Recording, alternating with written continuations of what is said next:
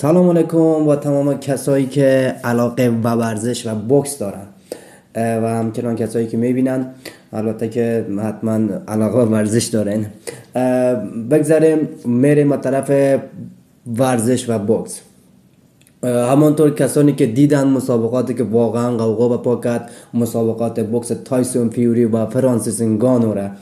که در اولین فایت بوکس خود فرانسیس انگانو بسیار خوب و خوش درخشید و شک سپرایزی کرد تایسون فیوری که واقعا رقیب نداشت برای خود و واقعا بسیار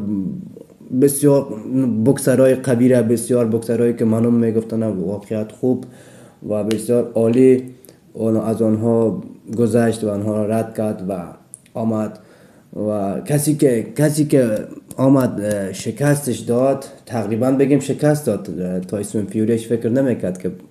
برده باشه، برد از فرانسیس انگانو بود. ایره خب سیاست بوکس بود که نگذاشت که آبروی بوکس میرفت واقعیت و نماندن تایسون فیوری مسابقه را به او سر و صورتی که داشت واقعا عکساشو نماندم براتون، اکثرا دیده بودیم به او خاطر دیگه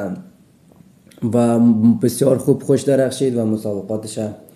ادامه داد و بعد از اون مسابقات بسیار فایتر آمدن، بسیار بوکسر آمدن که هیچ مسابقه بتن و یکی از سرسخت‌ترین حریفایش که هیچ رها نداد آنتونی جاشوا بود که هنوزم در پی این مسابقات هست و بسیار تلاش کرد و عربستان که هیچ رها نکرد اینها را و میخواه که ورزش در کشور خودش پیشرفت بده، همونطور که فوتبال گرفتن و میخواهند حال بوکس حالا فرقی نمیکنه که چیزی که برایشان پیشرفت داشته باشه و بیننده داشته باشه و بیاره ورزشکارا را، سلیبریتی ها را بیاره به کشورش،